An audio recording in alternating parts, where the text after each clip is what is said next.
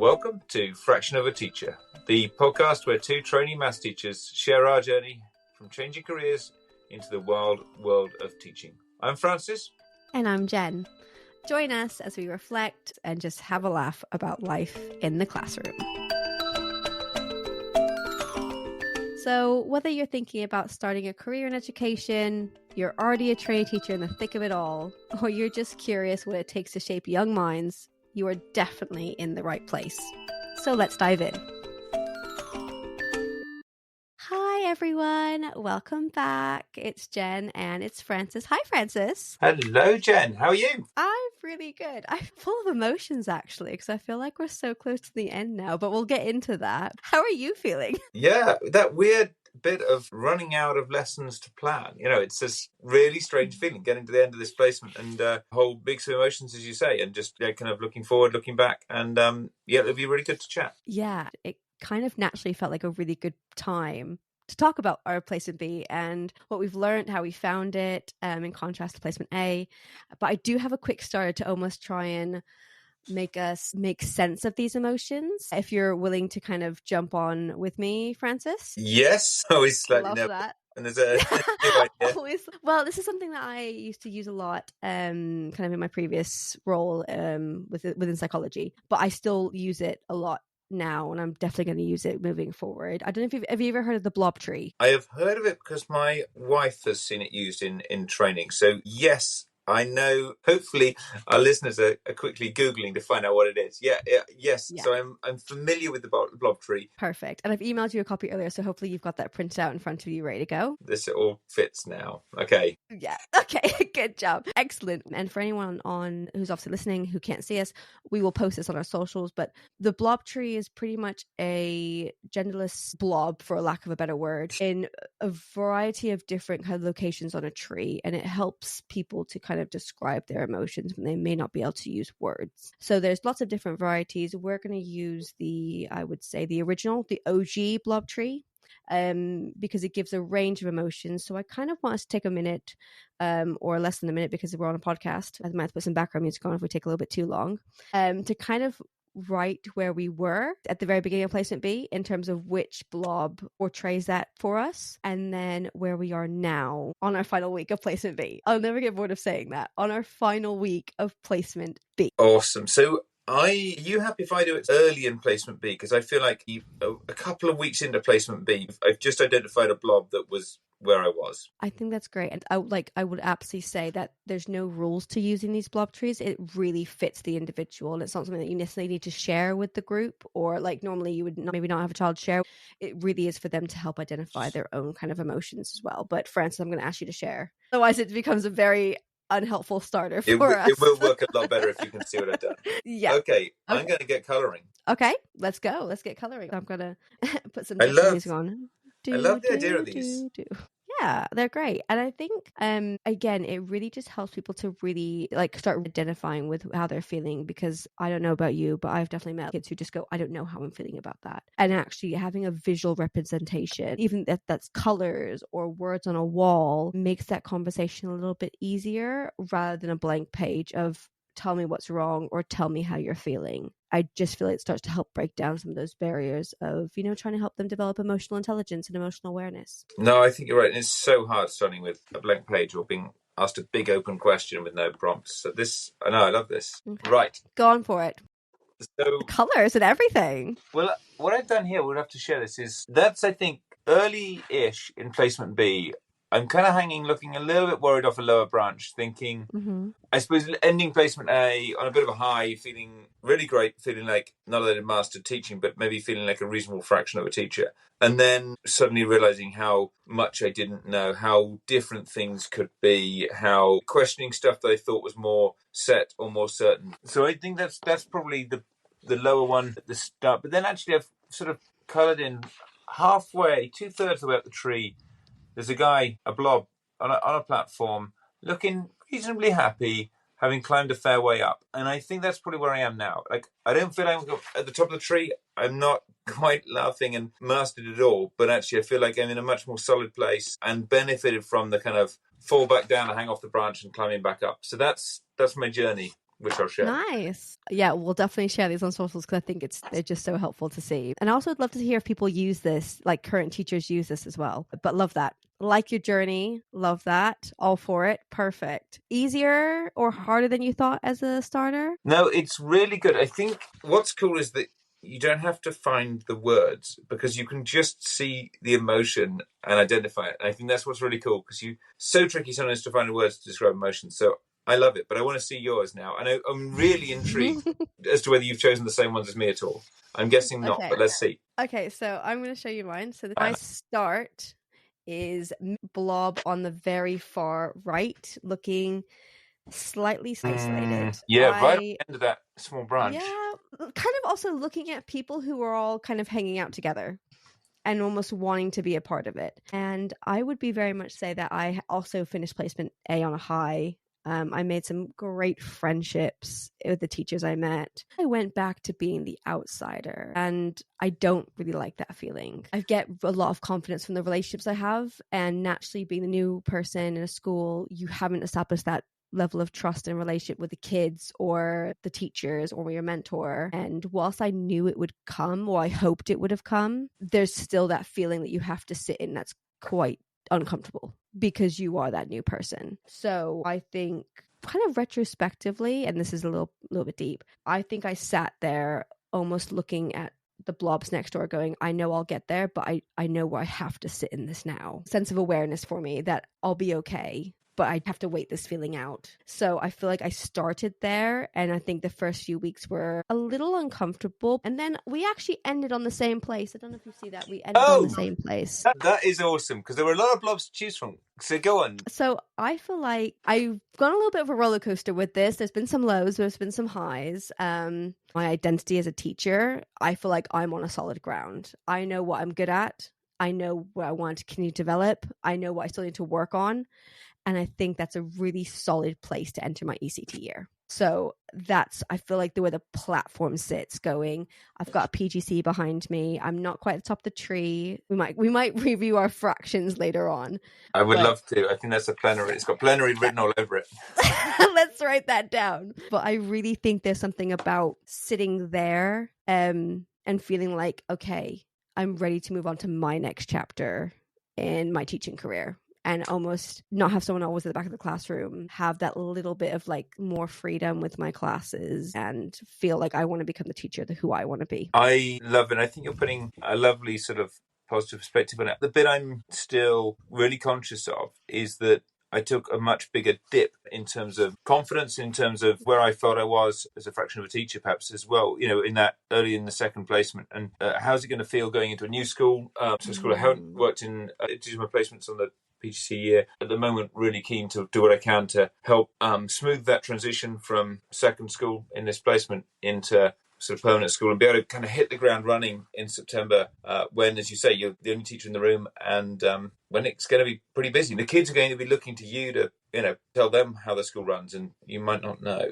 Meg, I feel exactly the same way where I want to take what I've learned this placement in terms of I also had a dip of confidence and feeling I wasn't as strong in my teacher identity as I had been in my placement A. I think I'm very much with you where I want to take the lessons learned but without making the same mistakes because I'm kind of with you on that. I think placement B has definitely given me a lot more belief in myself. I think placement A was just learning about, is this for me? Am I going to be a teacher? Do I like being in front of a room with children? Do I like secondary school? My progression was quite clear and that slowed because it's become more refined. And I think I was expecting that same level of progression. Yeah. Is that kind of making sense? You wouldn't see it unless you've looked back and gone, wow, okay, that's been a minute. Yeah, but I also think the challenges of that second placement, really having to kind of relearn some things. I had stuff which I was relatively confident in. My second placement school made me question, and that was a little bit painful at points as you're kind of developing that schema of how does this all fit together to then have bits that's shaken. But I do think it's one of those things that it does make you stronger in the longer term, and actually I'm really glad I wouldn't have wanted to miss out on that experience of being a bit uncomfortable, much though at the time it was a bit uncomfortable, if that makes sense. Yeah, this is why I put myself on that branch, because I feel like I knew I had to be there, but I didn't like it. And as a character virtue of actually sitting in discomfort, and that's okay. I was watching, who played Christina in Grey's Anatomy? I was watching her speech for her doctorate. Wrong person. Sandra Oh, she got a doctorate. I was watching her speech and she talked about sitting in discomfort and being okay with that. And it really resided with me, because I think a part of this process is being uncomfortable and getting used to that, because it's a forever changing field. You might be on solid ground in your own self and your knowledge of maths and who you are as a teacher and your default, but you're going to have to employ different skills that you may not necessarily think that you had in the first place, and you'll have to cultivate, and that is uncomfortable. But I think there's so many examples where that's, if you're going to get anywhere in life, you've got to be. And definitely. I think you're right. But it's a bit of a kind of roller coaster, I suppose, in terms of ups and downs this sort of year. I think starting off, in September when we sort of first started the PGCE, starting off pretty confident but utterly clueless. And then you kind of go through becoming a bit more clued up on what you're going to be doing. And then it dawns on you that what you don't know is pretty significant. Was there anything you had to unlearn from your placement A, or kind of reframe from your placement A as you got into placement B? In my placement B school, it's a much bigger school with a bigger range of teachers and teaching styles. And I think, as I said, that brings real pros and cons. But for me, it was just seeing greater diversity, greater breadth was quite tricky. And teaching on behalf of different teachers, different class teachers where I was taking on their classes, and just adjusting to different styles and seeing a greater range of styles. And I think that I found was one of the more kind of challenging bits, presented a real opportunity in terms of seeing a greater range of styles and trying out different things and then sort of adjusting. But I think that for me was perhaps one of the most significant things, particularly coming to a bigger school. I don't know if that kind of resonates with you, or that's something you sort of felt as well. Okay, so it's interesting. I went to a smaller school, having to rely on myself more and be more self-sufficient. So really start developing that independence. There's no right or wrong answer. The departments were completely different and they're completely not comparable.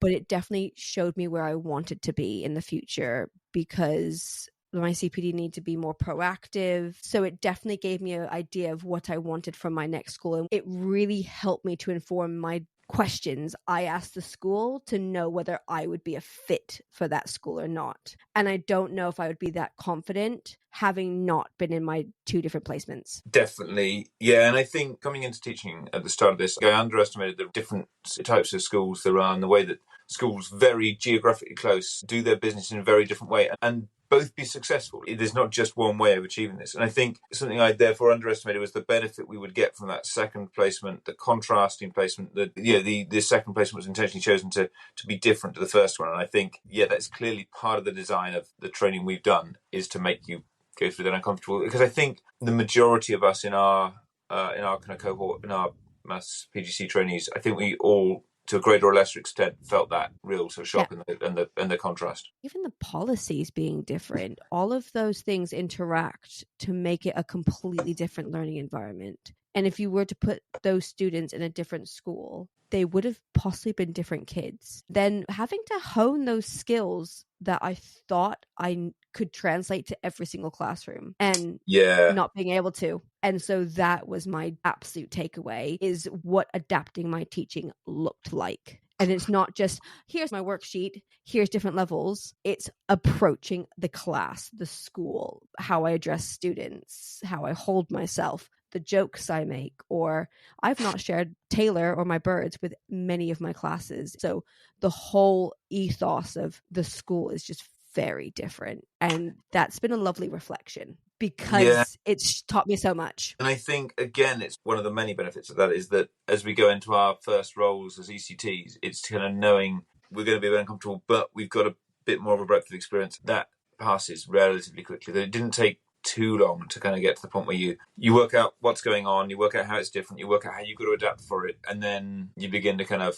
climb back up the blob tree towards the platform again. And I think it's just the first time it feels a little bit crazy, but actually I feel kind of more confident because of that experience. But I suppose it's going to be just trying to stay on that platform on the blob tree in the new school to then carry on climbing. Yeah, and like I said to you earlier, that almost felt like my progress in placement B has been more refined, and I've been focusing really heavily on what I've wanted to develop. It's actually going, right, how do I hone this? I almost have give myself a task to go put the British values into a lesson. What does that look like? Let me reflect on that. What kind of practitioner do I want to be? And I think that's been, again, I think the word uncomfortable, or at some points, because it wasn't this big change. I was getting really specific feedback that I really wanted to almost hone in on. I was asking teachers, going, I'm trying to focus on this. Help me out. So I think I almost directed that a little bit more. Is that a similar journey for you? Is there things that you were trying to focus on in your placement? Yeah, I think when there was a point where I'm trying to think when it would have been, perhaps a third or halfway through the placement B, where I felt like across the different styles, across the different groups, across the different sets, years, and so on, I could deliver basic lessons to a basic standard, if that makes sense. And I think that was quite a nice point to get to in placement B, and then begin to kind of have a bit more fun, like refining it, trying new things, working out how to kind of take it to the next level. That is the point I want to hit pretty quickly, I think, in my next school as an ECT, is just getting to that point where you're able to deliver those sort of the fundamentals of a satisfactory lesson, if that makes sense. I think, yeah, that took a bit of time, and I probably haven't done as much kind of experimentation as in a way as I'd like. I think teaching as a career where the more you know, the more you realize you don't know, if that makes sense. Yes.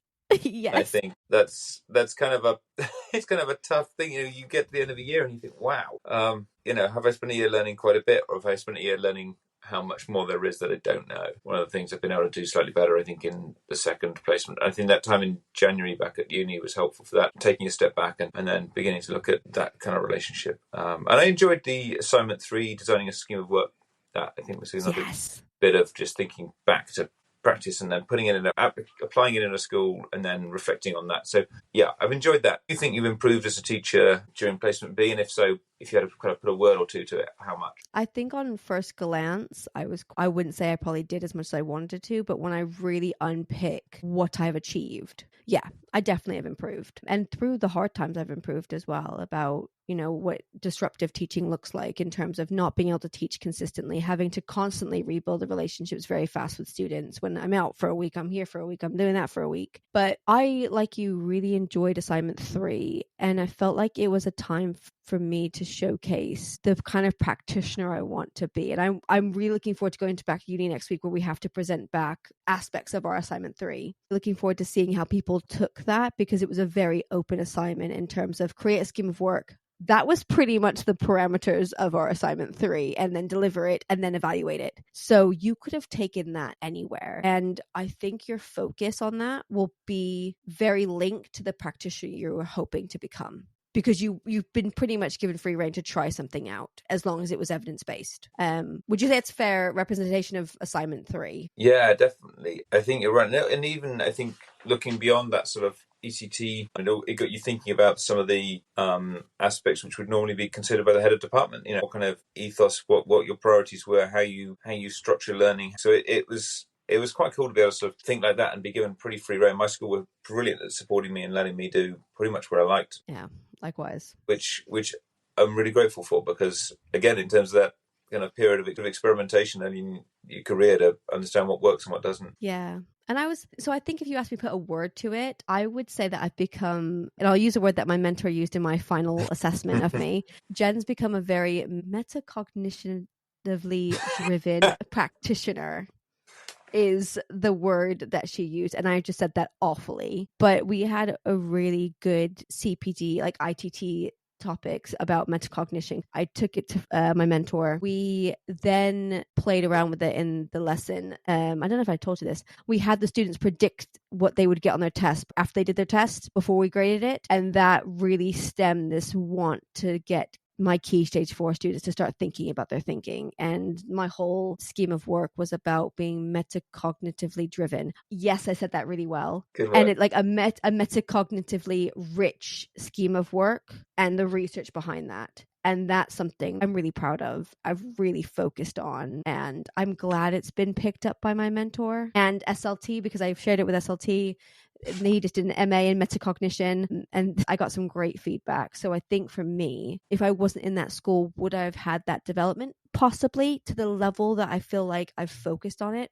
I'll never know. It feels like that's so closely linked to what you used to do before you started teaching. Like, it's just so great that you found such a kind of seemingly obvious way of applying your skills, your knowledge, your understanding, and like that's awesome. Can we make a note? Because I don't think I am as metacognitively driven as I should be. So, are you happy that we make a note of that for a future for a future episode? Because I think it'd be a really awesome thing to dive into. Yeah, absolutely. I think there's a good place to park it because I'll get very excited. So, actually, do you think the order of your placements, your kind of placement A and placement B, do you think it was kind of the right way around? Do you think it makes sense because that's what happened and it's hard to imagine the other way around? Or how do you feel about that? I think it's a really hard question to answer because we'll never know. Because would I have had the same experience? I think it's really hard to follow each of us. If someone's gone placement A, someone different's gone there for placement B, and I think that creates a different environment for each. We have different qualities that we bring to the teaching career. I don't know because somebody would have been in my placement A,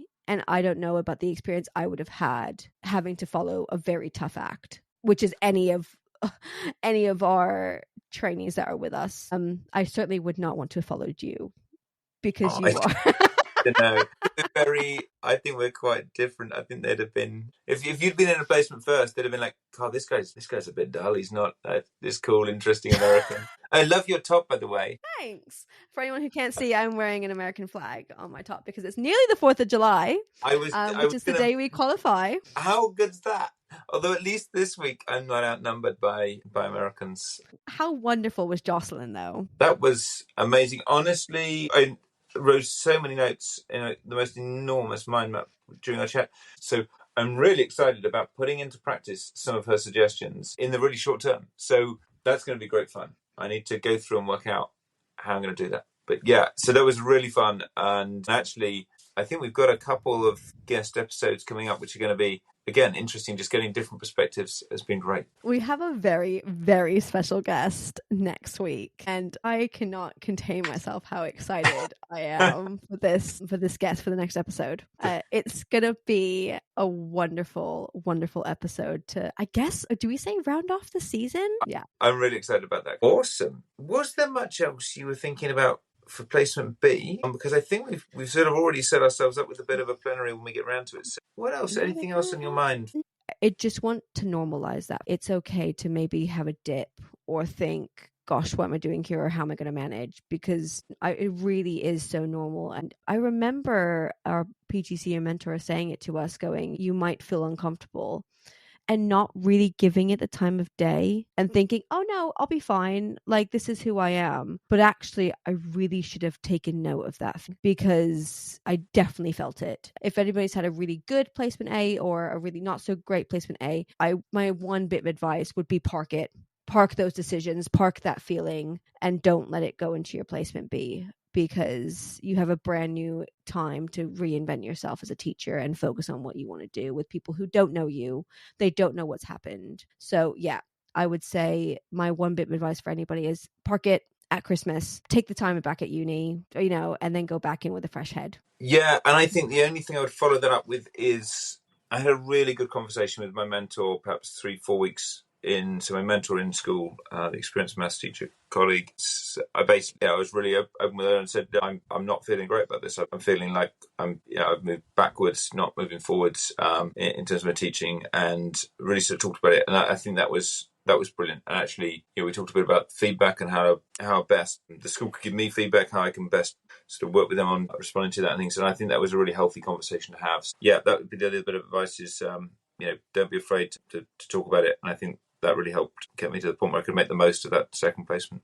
Yeah. So are we ready to revisit our fraction? If I may remind you, Francis, your fraction was 1/3 to 2/3. I was very much, on a bad day, I'm probably a third of a teacher. On a good day, maybe 2/3. But I think consistency has been one of those big things that probably I think all of us have been working on. We all have good and bad days, but it's trying to work out how do you hit more good days. Yeah. Can you remember have you got your answer ready to go? A half. I was a half before. Oh, so where do you think you are now? I think I am 4/5, and that's bold. And 80%. that good mental math there. Very, very proud. You passed your numeracy.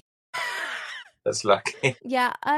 I feel like I'm 4/5 because I feel like I've got a direction. I know what my strengths are. My last slides more recently have had one equation on it, and I've made a 5-minute talk out of one slide with just one equation on it. And I think that shows real growth for me, that I don't need to have everything planned and I can trust myself more. And I walked in, I would say my math ability was there, but I definitely still had areas that I needed to get better and I needed to teach. But I've not been afraid to approach that. And I'm currently doing cumulative frequency and box plots with my year 8s. And my goodness, I couldn't remember a thing about it. And I've walked in and I've done it and they've understood it. So again, I would say why I'm 4/5 is the confidence in myself that I can do anything within this field. And I'm be a teacher and I'm going to turn out just fine. But I'm always going to learn. So I'm going to comfortably sit at 4/5 on my platform, ready to go to ECT. I love it. That's good. And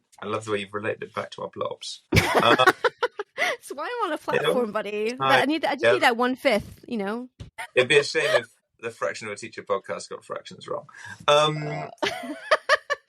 Which is probably bad. I suppose, so if I was in the 1/3 to 2/3, I'm still, if I'm allowed, going to say I think it still varies, you know, and I think I like to think I'm hitting the 2/3 more frequently. Perhaps occasionally I'm, you know, there's a 3/4 there, you know, you have a great lesson, you come out and think, actually, yeah, sure, I changed a few things, but actually in broad terms, I think I landed that pretty well. But, you know, I've still got days where I'm sort of half as good as I'd like to be. So I'm probably a more consistent 2/3 now, with occasional flashes above that up to the sort of 3/4. You know, there will still be days where I'm half as good as I'd like to be. And I think for me, it's about getting consistency. And that's one of the key things I want to do across different year groups, different topics, different sets, different times of day, different classrooms, you know, all those things, and being able to still, despite some of the challenges that many of which are outside your hands, despite that, still being able to really consistently deliver a sort of good learning. Yeah, I think that's where I am. I feel like that's a really positive place to end, because I feel like we're not there. And I love the fact that we both are very aware that we're never going to be done. There's always more CPD to learn. There's always more research to kind of take on board. But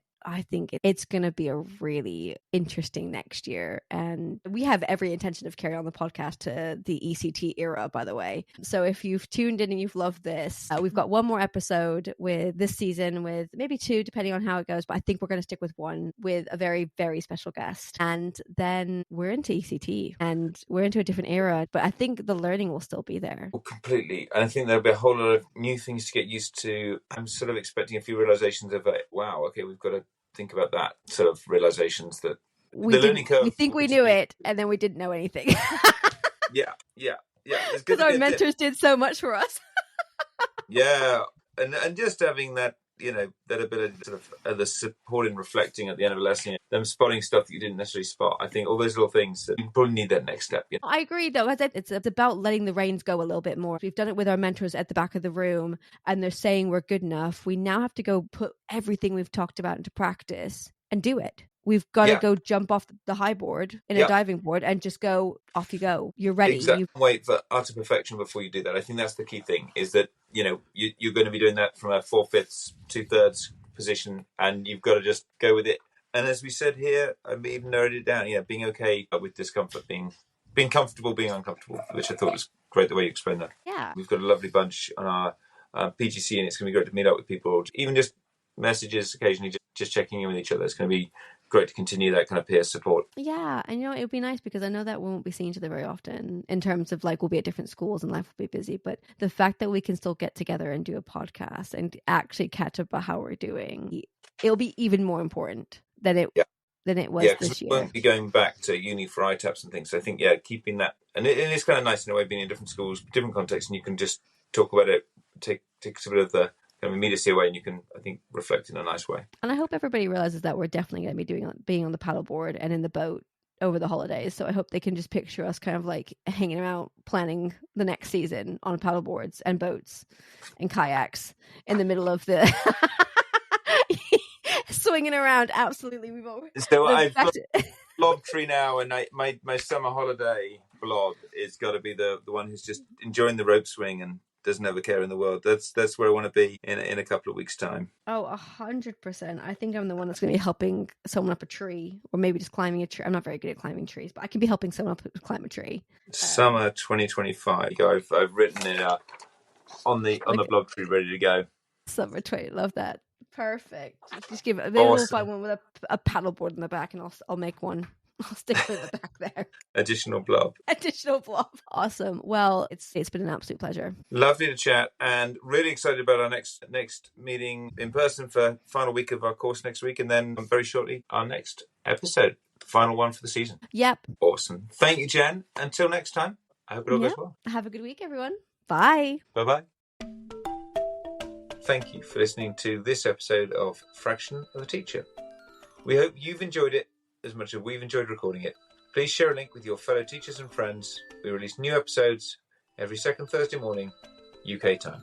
And if you do love it, I suggest you hit that subscribe button, leave us a review, and follow us on social media at Fraction of a Teacher Podcast for updates, so you never miss anything. We do love hearing from you with your questions, your thoughts, and your ideas. So if you have any, please email us at fractionoat@gmail.com. Until next time, keep smiling. And keep solving those problems.